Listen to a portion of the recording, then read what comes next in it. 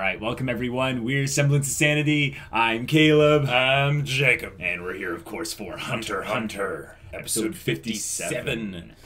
Oh, boy. Squallow's just been decapitated. Rip. Yep. In half. Rip. Yep. Yeah. And now we'll have to see how the Phantom Troupe deals with all the problems that it has. We'll split up. Yeah, I don't think things look good for the Phantom Troupe as a whole.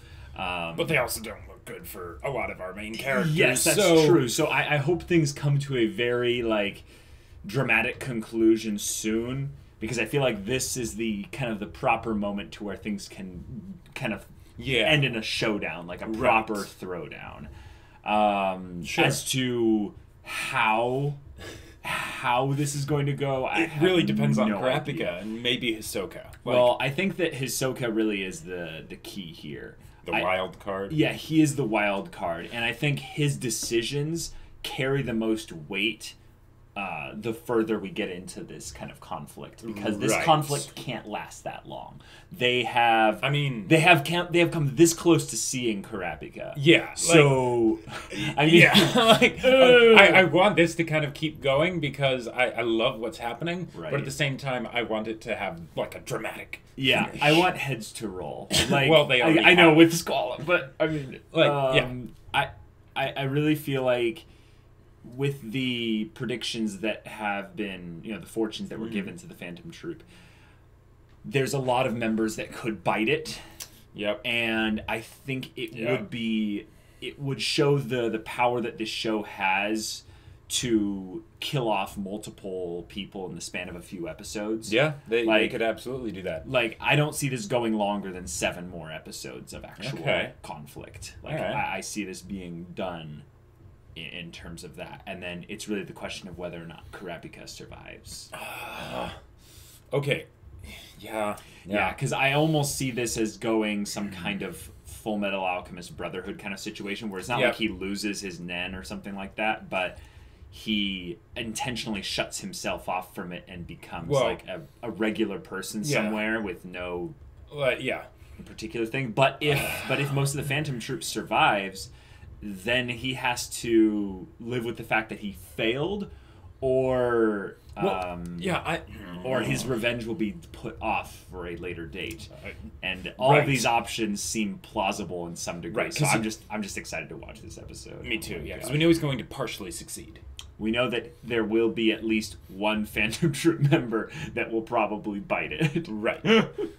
But oh man, but it's gonna be good. It is. So without further ado, let's get into this episode and see what happens. All right, guys, we're gonna start the episode in 5, 4, 3, 2, 1.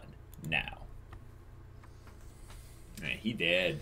He is very, very dead. Oh, and they're just casually walking off. The person with the big sword totally didn't cut that person's head off. Yeah, they don't care, I guess. Yeah. But they can't communicate that over the phone. Right. Oh, yeah.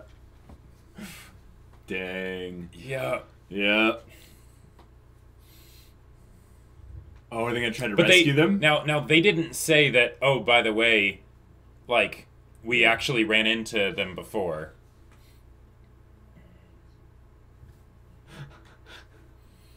Oh, but okay. There's too many of them. Yeah. Okay. Oh my gosh. What's scary is that if Chrollo has already copied the memory reading technique, everything that's happening here, he could just find out about it. Oh, crap, you're right. If he hasn't used it by now, he probably doesn't have it. He doesn't. But I would say that there might be some respect that he gives the other Phantom Troupe members by saying, I will only copy your abilities if you consent to let me have them. Sure. But I think Pakunoda was one of the older Phantom Troupe members in that she had been there for a longer amount of time. Probably.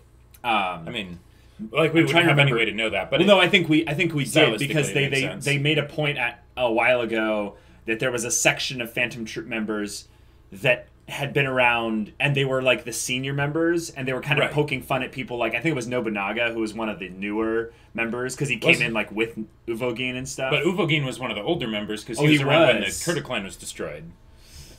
Okay, well then I'm guessing then that most of them have been around for around the same amount of time, but Hisoka is new, and then there's one other person that was new, if I remember right. Yeah, I think it was number 8. It was either that or... Yeah, it was a single-digit number. I think it might have been 11. I'm not sure. We'll see. Yeah.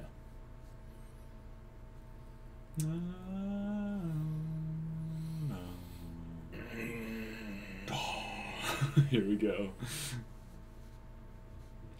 Oh, hi, Leorio. Well, and what if that person in the suit was Kurapika?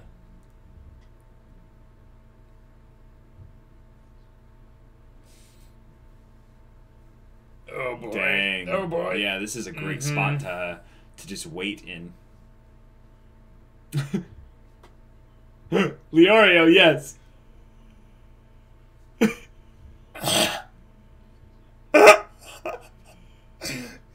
He is walking such a fine line right now.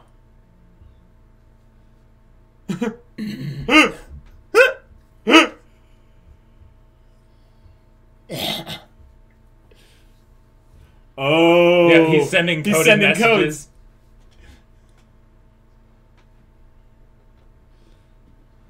They'll figure it out, though. Be careful. Yep. Oh my gosh. Wow. Leorio, you genius. But... Whoa. Oh. Jeez, Kurapika. I mean, Koa. Oh my gosh.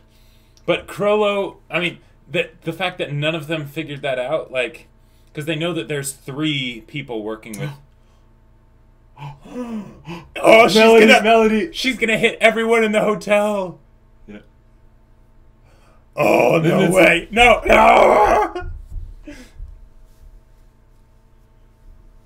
The opening.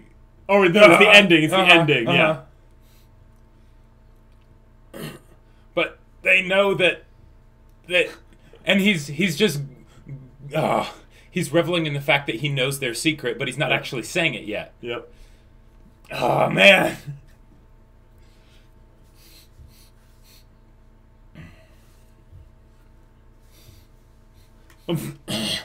Killa, you're ballsy. Yeah. That's true.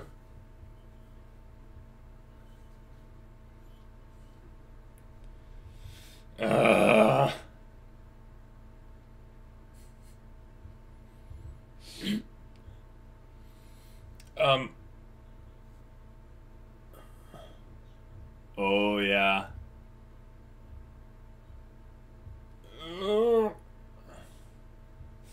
Oh, crap. Oh, that's right, because... Yeah, that is a very smart question. Yeah. Mm-hmm. Right, because she read Squall's memories, not Kurapika's. Oh, my gosh. No, they're going to find out. Oh. Wait, what? Oh. Oh, crap.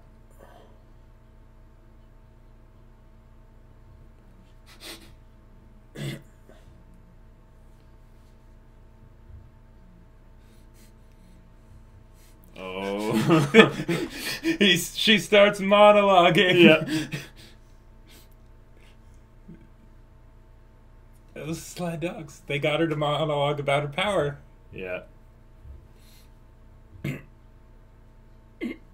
I think she's gonna die first. Yeah.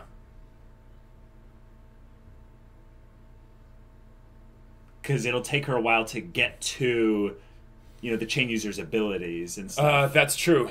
That's true. And oh, okay. And the thing is, she might know, but she won't be able to communicate it to the rest of them. Yeah. Our mouths are covered. Oh, wow. Okay. Whoa! Whoa!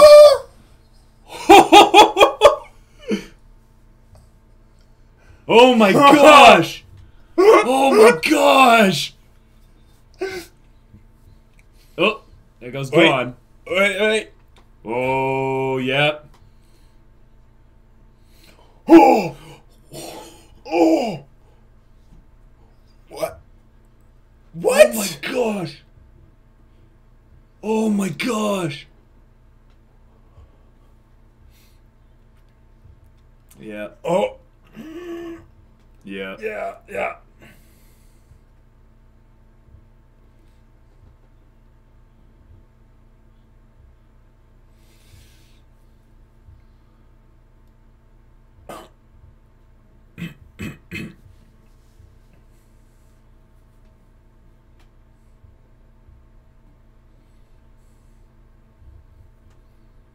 Oh! Did Kurapika get him? He's gone. Oh my gosh. Oh my gosh! Did Kurapika get him? I think he did.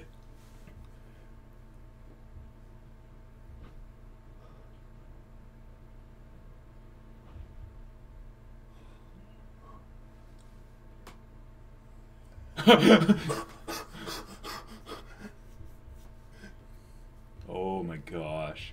Discuss their memories and I'll kill him. Whoa! Whoa! Yep, it was Kurapika. Yep. Uh-huh. Oh my gosh.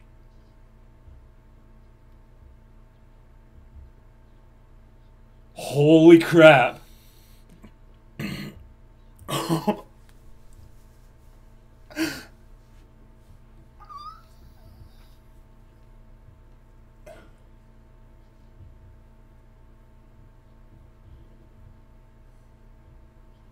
Gotcha, she didn't completely take their memories. Well, yeah, of course.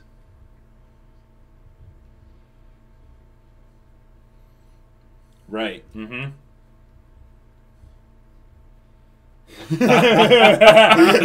Oh my gosh.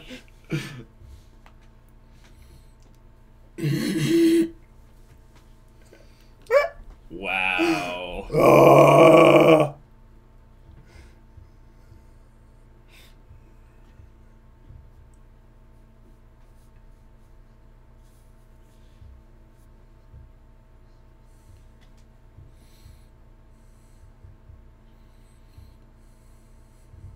Right. Right.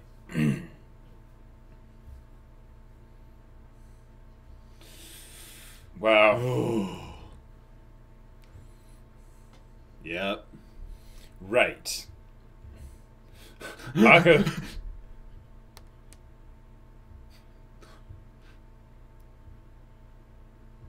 Yeah.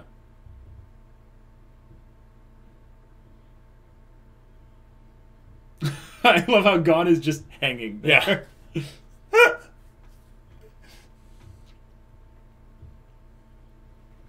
Yeah. Right. Oh my gosh. Oh. Whoa. Wow. Wow. So these are the oldest members, yeah. Uh-huh.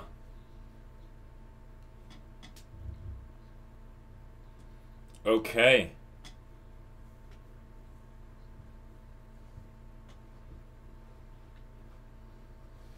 Dang. Wow. Dang, this is making me like them even more. Yeah. But the spider. Yeah. I love it. I love it.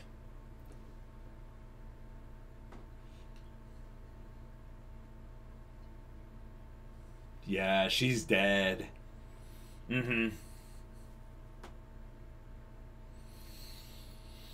Oh.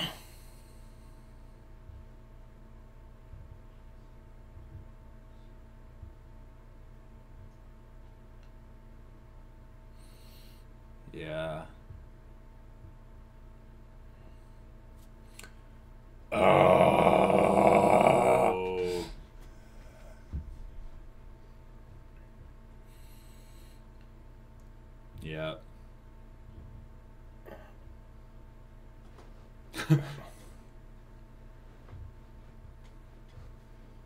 Okay.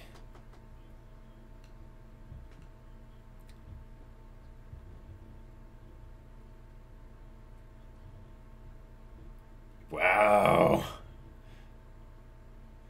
Whoa, yeah. Okay. Yeah. Dang. Well played. Mm-hmm. No one's following you. Yep.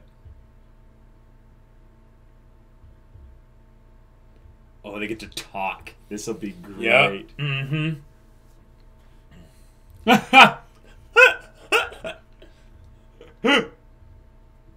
You didn't need to take off the disguise. Yeah.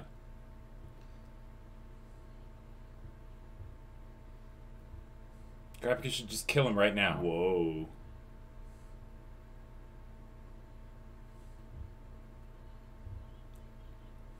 Oh.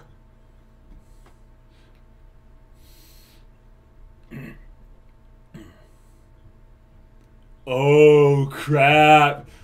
Oh, crap. No way. But the future can change, right?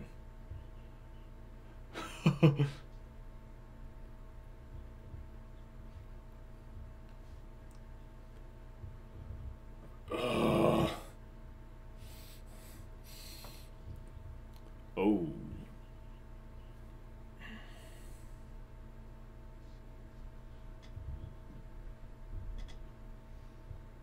Don't let him speak. Yeah.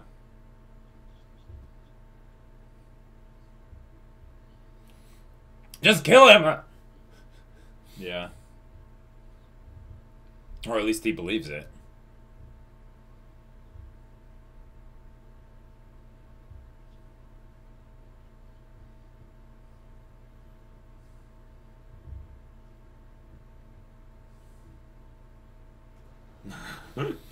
This is great for building up. Mm-hmm. Whoa, he walks with death every day.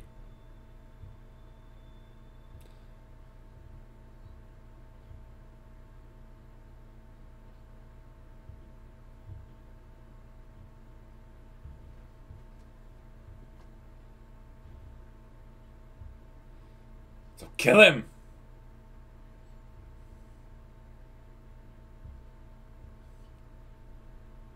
He smiled. The spider. Okay, they're all together again. Uh-huh. Wait, but still no Hisoka. 8 members.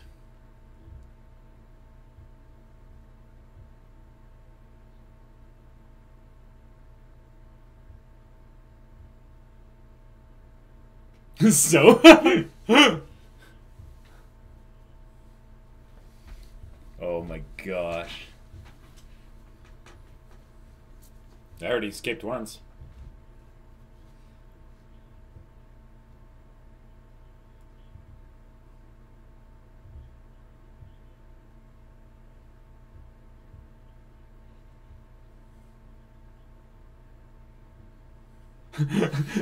Shalnark's got the charisma score. He's like, calm down, guys.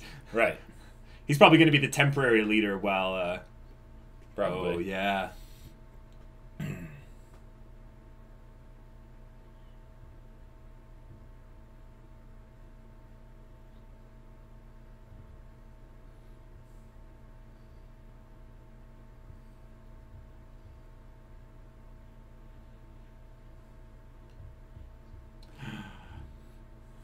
Oh. Yeah, of course he is. Just kill him or don't kill him, but... Either kill him or gag him.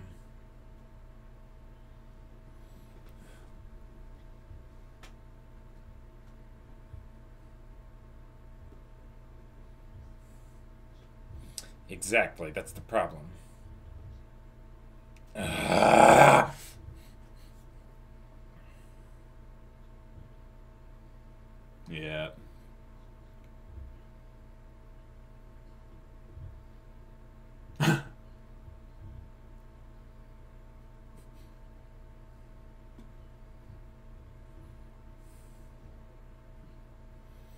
You should not be making this call in his ear shot.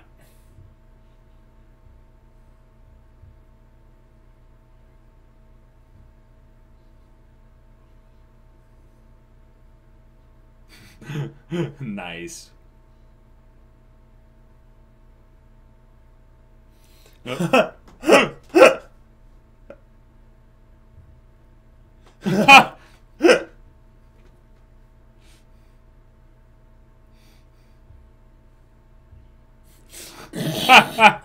Wow. Uh-oh, what is his ability? Feitan.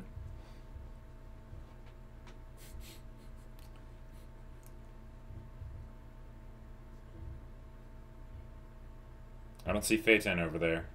Yeah, I don't either.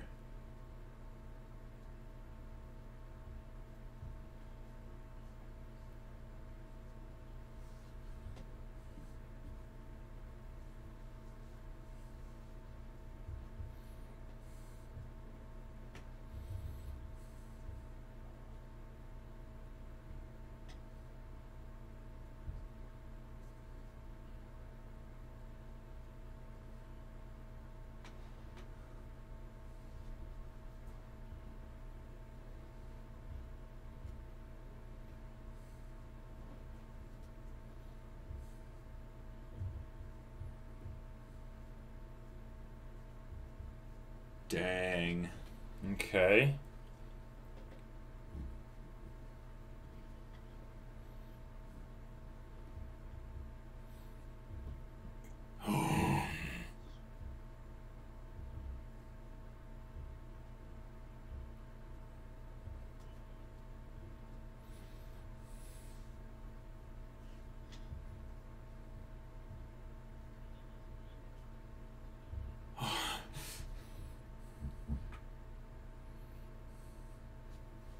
That will be the end, yep.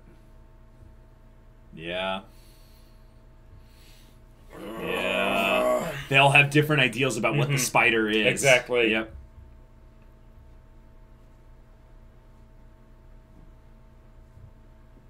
There really isn't.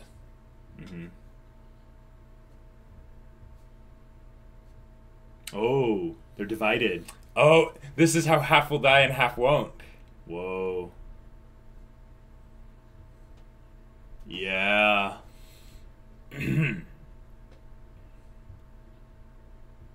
Oh. Whoa. Okay.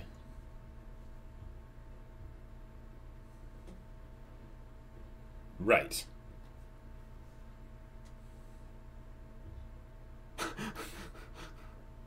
Whoa. What if they ended up killing each other? Yeah. Yeah. Oh! Holy crap. Holy crap.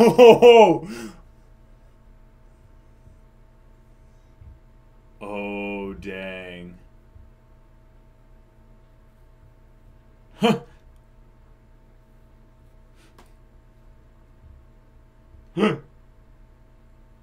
Okay. Good job, Shizuku. But she's gonna die, and why do they have to make her cooler before that? Yeah.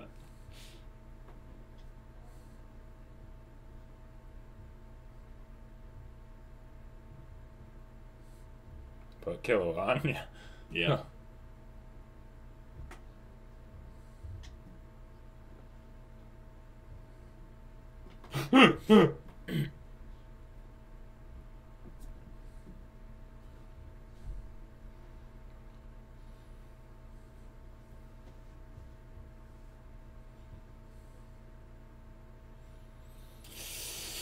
Oh my gosh, this is so tense! But...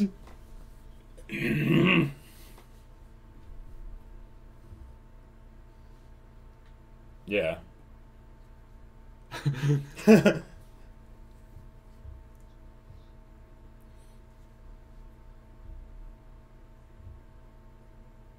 Oh. Illumi! Illumi's gonna rescue the boss! Dang it! Dang crap. it! Ah! No!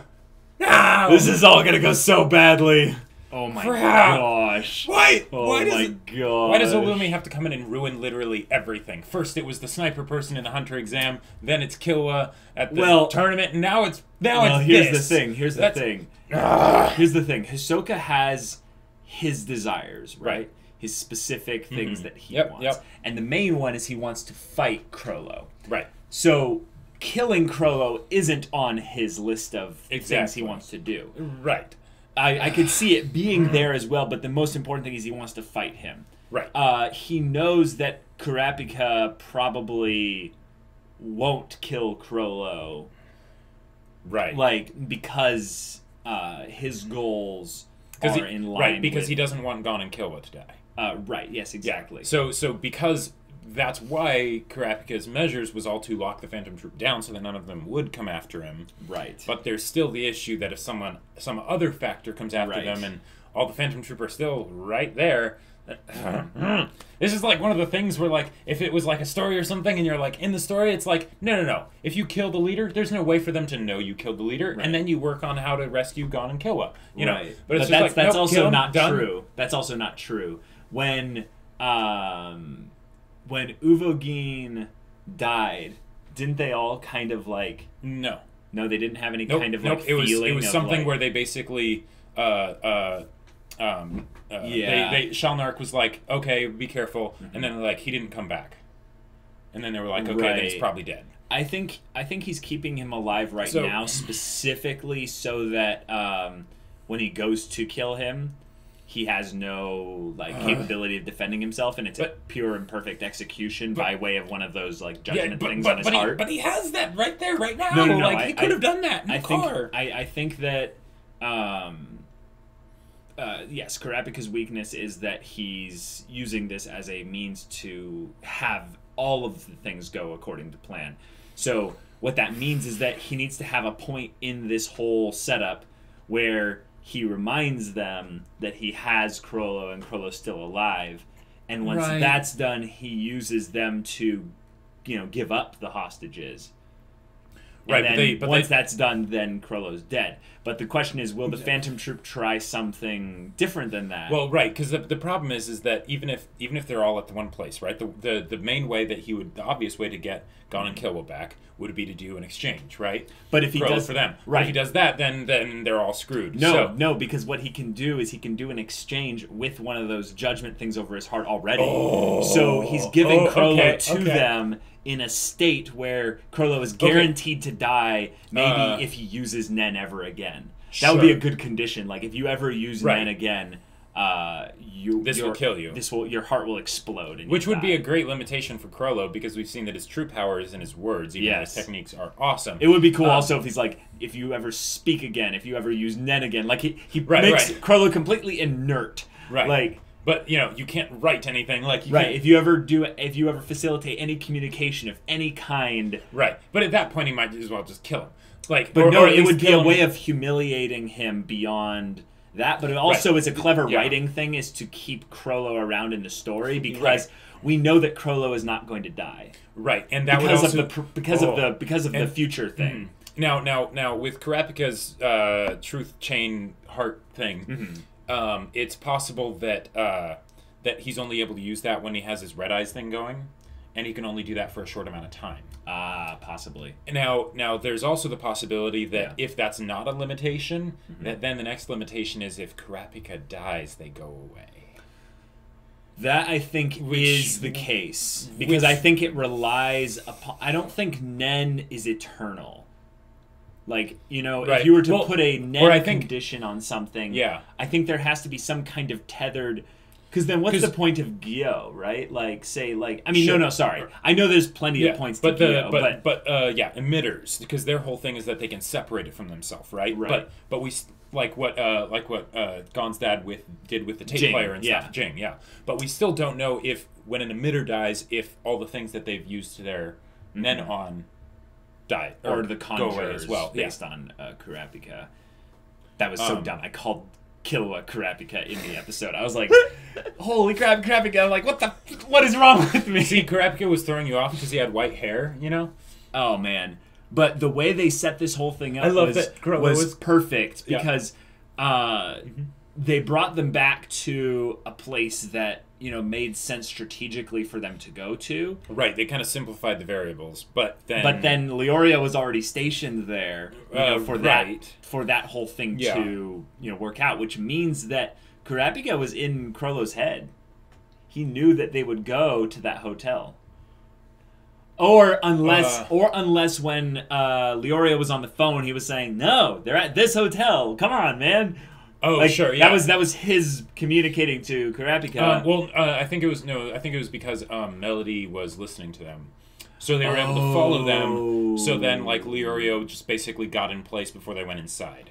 You're right. 100%. Melody is super useful. Melody is super useful here, because one of the things that the show constantly reminds us is the power of knowledge. Right. Like, knowledge is power. Yes, exactly. And I love that. Melody is a knowledge gatherer, just kind of like sonar, noticing everything within a massive radius. And they set this whole thing up in such a way to where Gon and Killua could have died right there. They really could. They really could have. Like, and I feel like this is something that they might have to... I mean, they've already said that they're willing to risk their lives to help Kurapika in this way in that previous episode. Right. But it's just one of those things that you notice, like, this isn't the type of... These aren't the group of people to where they would have a conversation with Kurapika about how he endangered their lives in some way. No. And if anything, I think that's really cool. If anything, they might have a conversation with Kurapika about why did you basically take so many risks for yourself for our safety. Yeah. You know, at that point, you should have just been thinking, okay, what's the best thing to do right now? I think I'd say Gon's saying something like that. Yeah, probably not Killua. Killua is a little bit more pragmatic than Gon is. Right. And I like that when Gon says something completely stupid like that, like, Killua's kind of the quickest to call him out on his BS. Right. But he's also there to not really completely disregard it, but more of put a spin on it. Right, be like, Gon, remember that, you know, being alive is kind of nice. You know? Yeah. And they could kill us by, like, snapping their fingers. Like... Okay, can we talk about the actions of the Phantom Troupe this episode, just in terms of the individual members all having their little moments of differing motivations? Oh my gosh, so good. That was great, because anytime you get into a situation where you have a large group of characters, they did the clever thing of basically saying, like, okay, only some of the Phantom Troupe are here, even though there's a lot of them, right? Yeah, three of them, including Hisoka, were not there. Right. Yes. Yeah. And then, of course... But like, how many characters did they touch on of, like, their personal motivations and stuff? There was Pakunoda, Nobunaga, Finks? Yep, Finks for sure. And then Shalnark, Shizuku, and Machi. And then Kortopi was there as well, but he or she was pretty quiet. Right. Kortopi's kind of gender fluid, I think. It's not really important. It's unclear at this point. And but the one who was actually the most quiet about his motivations was Feitan. Right. And this is one of the funny things. Feitan was part of the original group that we saw in that flashback. And Feitan, I get the vibe, is one of the, like, extremely deadly people. Right. But, like, extremely antisocial. Like, charisma 5 or 4. Oh, like, absolutely. Like, really low. But, like, speed... and, like, strength. Right. If he has that look max. and he wasn't super fast and super deadly, it'd be kind of funny. Like, well, we know that Levi from Attack on Titan is based off of this guy. Oh. Yeah. Oh. Yeah. Yeah. You can see it now. Yeah, right? I can totally see it. Yeah. Yep. And I get the vibe that he was basically chiding the other Phantom Troupe members for why did you let him get caught? And they're like, well, these things happen. He's like, so? Why didn't you go after them? I think the reason why he's saying that is because he likes to brag every once in a while that he is one of the strongest Phantom Troupe members. Sure. And literally no one can beat him in a fight. Like, like, I get the vibe that Uvogin might have been the one to be like, "Yeah, you little runt, like, I could take you." And Phaeton's like, "Oh, really? Really?" Like Uvogin might have been the strongest. He probably wasn't the smartest. But I get the vibe that Phaeton is the extremely powerful but extremely egotistical. Therefore, he kind of gets kind of gets put below Chrollo in terms of power levels because Chrollo is extremely intelligent. Yeah. And I would also say that maybe with Feitan, it's not necessarily just the thing of him being like arrogant and egotistical, even though that's probably also there. But what I see is that basically it's the idea of, and it sort of fits with his whole design, but he adheres, the whole idea of the spider resonated a lot more with him than it did with other people. Because he's designed to look a little bit like Chrollo in a way. Yes, he is designed to look a little bit like Chrollo, which might be an imitation thing, like an immense admiration kind of thing, or whatever they wanted to do with it. Whereas the rest of the people, they more look up to Chrollo, whereas he seems to look up to the essence of the spider. To the essence of the spider and what Chrollo stands for. Yep. Which is probably why he was one of the more opposed people. Well, no, that was the point. Was he actually didn't talk that much? Right. He more just watched Pakunoda, and then he disappeared. He disappeared because when it's go talk on the phone away from everyone else, they did not show Feitan down below. I was like, we got to watch Feitan, and then suddenly he's gone. Yeah, I'm like, I'll bet he was listening in on that conversation, and he might. What if he was? Okay. What if he was going to follow Pakunoda? Yeah. Yeah, because here's one of the things, and we've in Daredevil they did this too, where the ninja people can basically mask their own presence, like heartbeat and things like that. So what if he is following Pakunoda right now and Melody can't detect him? Right. The reason why it's not necessarily favored in that theory is because Illumi was thrown into the mix. So we've already have someone that's basically following Pakunoda. I see the way this going is I don't think Illumi's following Pakunoda. No, but he's going to get Chrollo, but that's where Pakunoda is going to end up being. And since they're both sort of the assassin type, right. Okay. I get the vibe that Pakunoda is going to die. And it's going to be a little bit sad because I think that she's letting... They really made us care about her this episode. Yeah, they really did. They really... Having that internal conflict, it was awesome. I think she really cares for what he means, Chrollo, to the spider. Exactly. Not necessarily in the same way that Nobunaga cares for him because he's the leader and you don't betray the leader. This is a situation that they've never really had to be in before, and they really only have his words to go on. Exactly. So they're all letting their own interpretations and memories and go over it. Of them. But I like that there was a very clear moment where they were about to kill each other, and it's like, oh man, like if that could have been hadn't voiced her opinion and saying like, hey, remember the rule. Yeah, that could have been one of the ways that the legs, were destroyed. Yeah. And that might even be something that they've actually been building up. Maybe that is still what's going to happen. And And the fact that one of the first times we actually saw the spiders was with two of them fighting each other, even though it was sort of in fun. Yeah, that was the Frank and... Yeah. Whatever. I forget. And Feitan. And Feitan. Yeah. So it might be something where cut off the head and the body dies. Now, of course, or the body kind of falls apart. Right. What I could see happening is the spiders splitting off, and it's not necessarily that many of them die. It's that maybe some of them essentially, they leave the spider. Sure, and I like that idea of that creative interpretation on the spider loses half of its legs. Right. The only reason why I would say that probably isn't going to happen is because half of the people had personal fortunes that didn't go past 2 weeks or whatever.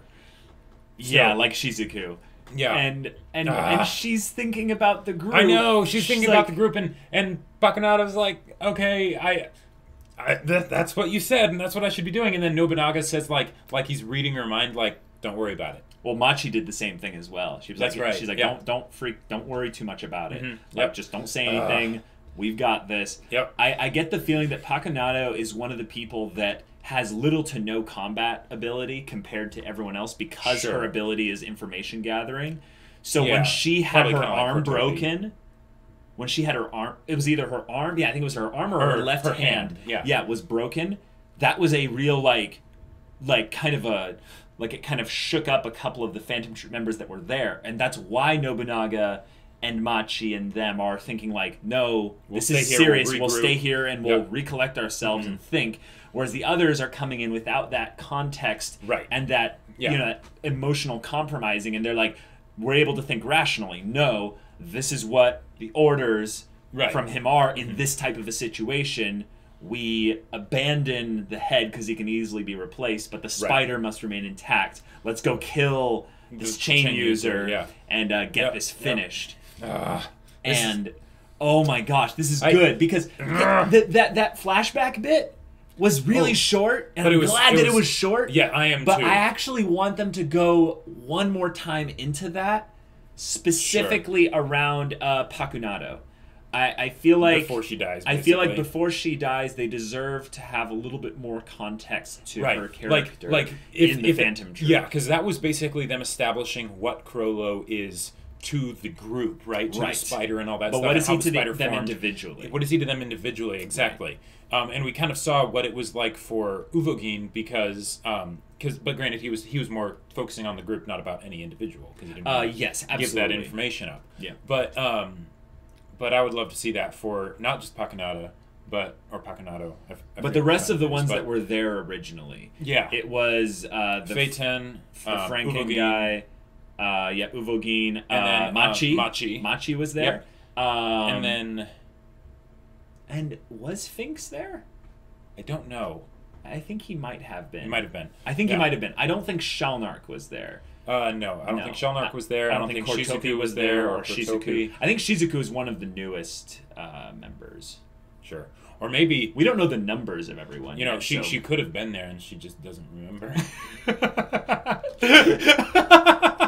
That's so messed up. She's like, well, I know what kind of should be done for the group, but what was his last orders again? Who knows how long Shizuku has actually been a part of the Phantom Troupe? She's just like, I can't remember if it was last week or like 7 years ago, but yeah, these people seem pretty cool, and I think I trust them, so, you know, I seem to remember that much at least. Right. I would love for it to be a thing of, like, specific people she has longer memories with, or maybe every once in a while, there's a memory Pakunoda like touches her and stimulates her memory again to kind of reset her regular like morning memory shot. Yeah. Like, she gives her a memory bomb, you know. that would be pretty funny. Hilarious. That would be almost perfect. Yep. So the way they executed the bit in the hotel was great. lobby was fantastic. It was great. Could we see Kurapika at any specific instance? Because I don't think they. Yep. At the very beginning, he was, and I actually pointed him out. I was like, wait, is that Kurapika there? Because it was the same color of hair, but it was like pulled back in like a ponytail or something. With the white hair. Actually. With the white hair, yeah. And he was sitting across from some other dude that was like reading the newspaper or something. So on rewatch, we could have noticed Kurapika, or like I could have noticed Kurapika. Yeah. Mm-hmm. But I love how they did that too, because they set up all the things that were needed for that battle at the very beginning visually, and then they of course did sort of almost like the misdirect by having Leorio. Right, your eyes instantly go to Leorio. Right. The whole point is that he's drawing their attention. They probably set that up specifically so that they wouldn't notice Kurapika. Right. And I can't believe you noticed Kurapika. The hair color. The hair color? The hair color. I guess that's a good point, because generally... Always follow the hair. It's really easy to spot the main character. Exactly. Because everyone else has black hair. Or brown hair. Or brown hair. Like, and then there's that one guy with pink, purple, or yellow, green, and in Kurapika's hair. case, it was like white. Yeah. I guess for some reason my brain didn't separate the white from a lot of the background colors. Gotcha. So I'm looking for more, like, things related to the costume and stuff. One thing I am very, like, glad about is that Chrollo also mistook Kurapika for a woman. Now, granted, Kurapika was in disguise at that point. That's true. But it's almost like this little thing of, like, it's okay, fans. You know, we understand. It's all right. Chrollo got confused. Chrollo can make mistakes, too. Yeah. And he was just basing that off of hair. Right, yeah. Like... But, yeah. Maybe he was just saying that to be, like... To get Kurapika to remove his disguise. Well, not only to get him to remove the disguise, but to get a little bit under his skin and just to start kind of... Sure, yeah, as something to basically start conversation in such a way so that Kurapika's not like, hey, shut up, no talking, you know? Right. Yeah, that's what Kurapika really should have done. Yeah, Kurapika talked way too much in front of him. Yep. Especially because we have the knowledge that he's going to live. Now, here's the thing. Do you think the fortune could change and Chrollo could die? Yes, but it could, but it's not going to. Like, it's the idea that like it's it the could, idea but that it's not going there's to. no point really having fortune telling if you can't change it, right? But this is the thing. Hunter is so unpredictable sometimes. Do you think that this is one of those situations where we get a fake out and Chrollo actually dies? Not from Kurapika. Oh, that's right. Because of who Kurapika is. Because of who unless Kurapika Hisoka does something. Right, because we need to have some point where Hisoka has basically a swing, right? like in front of Chrollo as well. You know, like, oh my god, you brought that up and I just instant flashbacks. I'm triggered, you know. So that I would say is the greatest sort of plot armor that Chrollo has right now. Okay. Alright, so until Hisoka sees Chrollo again, Chrollo is safe. Right. I buy that. Especially since Hisoka just sent Illumi to rescue Chrollo. Yeah, which I love because think that's what he's doing. But this is the thing. I think you've jumped too hard into the he's going to rescue Chrollo. He is going to intercept Chrollo. Sure. But we don't know what he's actually there to do. Right, He might be there just as the liaison to Kurapika to let him know this is Hisoka's message. You will comply with this message or we will give you up to the Phantom Troupe. Yeah, bring Chrollo here to this abandoned warehouse. I know you want to kill him, but Hisoka wants to fight him too. So the thing is, Hisoka wants to fight him, not to kill him. But he'll want to fight Chrollo with his full power. That's the thing, though. All they have to do is engage, and Kurapika has a thing of saying, okay, once the match is over, Judgment Chain... Oh, okay. And I kill him. Okay. You know, all right. You cannot leave this area until the match is over. Otherwise, you die. Okay. That would be a really cool thing they could do. Is Kurapika kind of is a spectator judge, just enjoying, which would be so fitting. And I love that idea because they're basically this is another one of those things where HunterxHunter basically just flips things around, right? They take what you expect and they subvert it. The fact that they brought Illumi back, that's great because Hisoka does have that. But it's not just that. It's the idea that a lot of times you'll see things where the heroes are rescued by somebody, right, from the villains, and sometimes it's a Hisoka-type character, right? But in this case, it's the villain getting rescued from the good guys by an ally of the villain who's secretly playing the villain. And when he rescues the villain, he might not actually rescue him. It might actually just be, out of the frying pan and into the oven. Yeah, who knows? Of a thing. So I love it's out of the frying pan into the fire. But out of the frying pan into the fire, yeah. So I love that because it's what's going to happen next? What is Hisoka going to do? There are so many different ways this could go. I'm going to put my 2 cents in there saying that Chrollo will live. Yeah. But he will be forever changed by this encounter. Okay. In that That'd be nice. In the Fortune in particular, they said that he goes to the east to recuperate. To recuperate. And what I think that could be interpreted as is that Kurapika either wounds him badly or does put a judgment chain on him. Well, yes. And he has to leave with it. That could be what happens. Yep. The other way it could be is that it's leaving so that the spider can recuperate. Because the spider lost half its legs. Yes. So there's a ton of different ways they can have this go. They also think I made the point of saying that they will go to look for new members, actually. Yes. Wasn't that a part of I believe so, yeah. Yeah. Yep. So look for new allies. Look for new allies. Yeah. Yes. Allies, I think, could be interpreted as replacement members for the people that But they died. did that little thing of leaving it ambiguous so that you don't really know whether it's more members or not.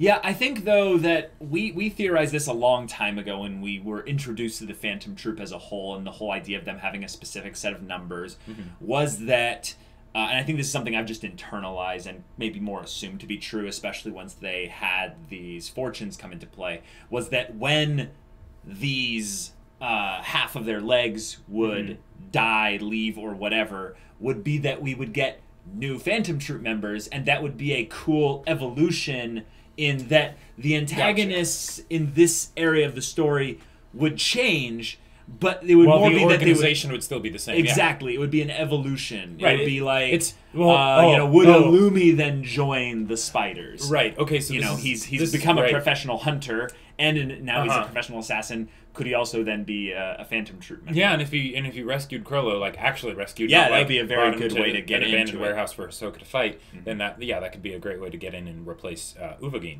Now, or Hisoka. Yeah. But I think Hisoka would want to stay if he didn't end up fighting Chrollo, because that way they can basically have two of them that have infiltrated. And then if Chrollo ends up having something where one of the two people that he keeps with him at all times is Illumi, and then Hisoka's also there, then it'd be 2-on-2 and they could jump. Oh, that seems like it's getting into a bit of plot hole territory. Possibly. But one of the things that I want to point out is that this whole idea, we've talked about the Phantom Troupe and Chrollo in particular, of how it seems basically like they're the protagonist of their own story, right? Yep. And this seems an awful lot like basically a D&D party where they've had some deaths in the group, and now they need to basically bring in more people. Right? And they're trying to avoid that TPK by the crazy monster that the DM set up that's mysterious and insane abilities specifically for taking out them. It's like a PC is out there trying to kill the other PCs. Exactly. It's kind of terrifying. I love it. I love it so much. It really is something interesting in that Kurapika is a very flawed character. Yes. In that it's kind of hard actually to truly root for him. Really? Yeah, no. Let me go on to this here. Kurapika is starting to make some big mistakes right now. Yes, he is. Yeah. And what my point tactically is that I don't want him to fully succeed here.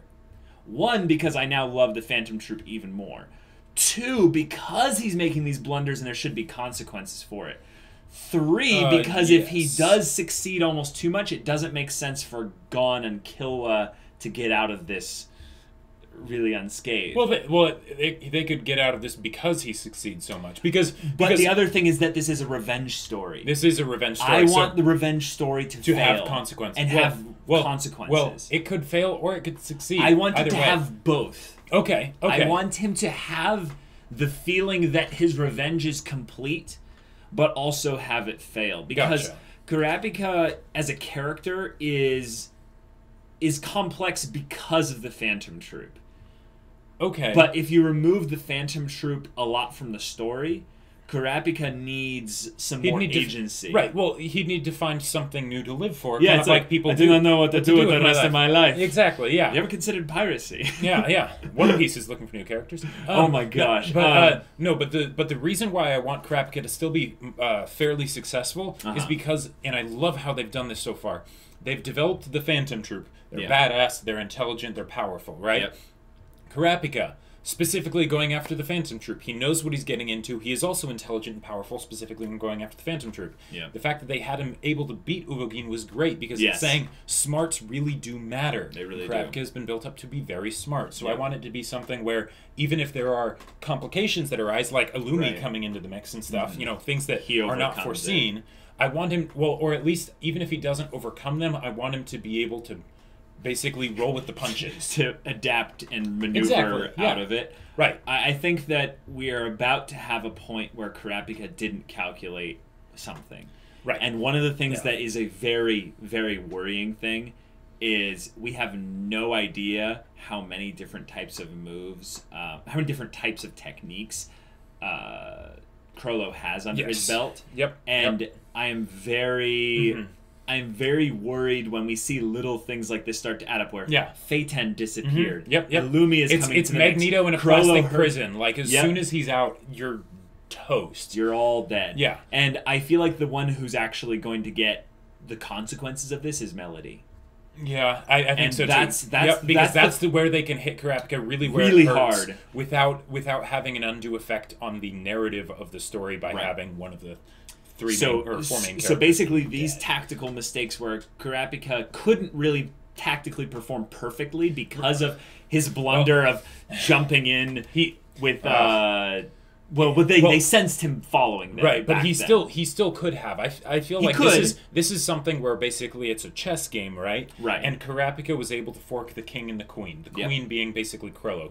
He has the queen if he wants it. But then he's like, okay, while that's happening, Chrollo got forked. I don't know. It's just he got forked by Kurapika. I don't know. That's just good pun. Wow. Keep going. Okay. But then basically it's like the person that gets greedy and is like, okay, while I have this, I'm also going to continue doing other stuff to try and get more. Right. I'm going to continue checking the king so that I can push the tempo and get multiple pieces. Exactly. But then what happens if mate? Right. But what happens if something unpredictable happens that you didn't foresee because there are so many variables at this point? Yeah. What if and the queen ends up getting away, or you get checked, or whatever? And that's what's going to happen for Kurapika. And it's like, why didn't you just take the queen when you had the chance? Yep. Anyways. There's a all or nothing approach to Kurapika prior to this that he has shifted away from, and that is what Chrollo sensed. Was that they misinterpreted how do or die Kurapika was with this revenge situation, so they were treating him with more respect. Well, now because he knows that they're not in that, he's not in that do or die. And that's really just because of Gon, Killua, and Leorio. Yes. If Kurapika was still by himself, he'd still be in that do or die. Yeah, but I think it's a good thing to differentiate that you didn't mention Melody there, and that's important. Is that Melody is not really yet at that stage where Gon and Killua are, and it's going to and it's going to be one of those things where Kurapika doesn't realize how much Melody is until dead. It's too late. Yep. Well said. So people are going to die. Yep.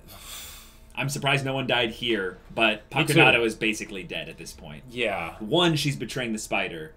2, she's alone. 3, Feitan is missing. Right. And here's the thing, actually, I want to predict right here. My last prediction for this discussion. I think Feitan's just going to kill her. I think Feitan's just going to one-shot her.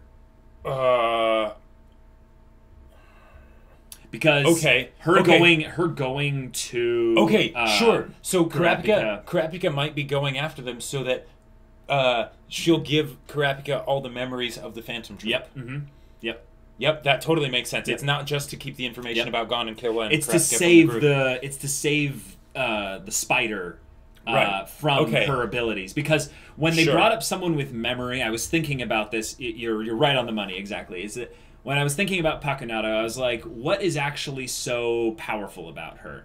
She's a specialist. She has this technique that allows her to gather information. Mm-hmm. But then I realized, wait a minute, she can give memories. Which is insanely terrifying. Yeah. Because that means she is literally the memory treasure trove of the Phantom Troupe. Yep. She has. And if she goes to Kurapika, and she's complicit in this. Yeah, that's the Phantom Troupe is days are numbered, and I see Feitan basically saying, "Well, it's for the greater good." Yep. And sorry, the spider must live, and it'll be something where no one will know what happened. Nope. Kurapika won't know. He won't be able to predict this. They know that Kurapika will be there, and he'll be waiting for a meeting that will never happen. And he'll assume that, wait, the deal is broken, but wait, I heard that she actually did leave. And then it'll be like, wait, do I kill Chrollo now? And then we realize he won't kill Chrollo. Exactly. And then the whole plan will fall apart. All that will fall apart, and it'll be, okay. And Feitan will just come back, and they'll be like, where'd you go? Yep. Oh, nowhere, or whatever. And I could see him owning up to it. I killed her. And they'll be like, oh, Nobunaga will freak out. And he'd be like, no, you don't understand. She was about to give all our abilities away to the chain user. Are you that stupid? Right, Let this happen. Yep. She had already betrayed.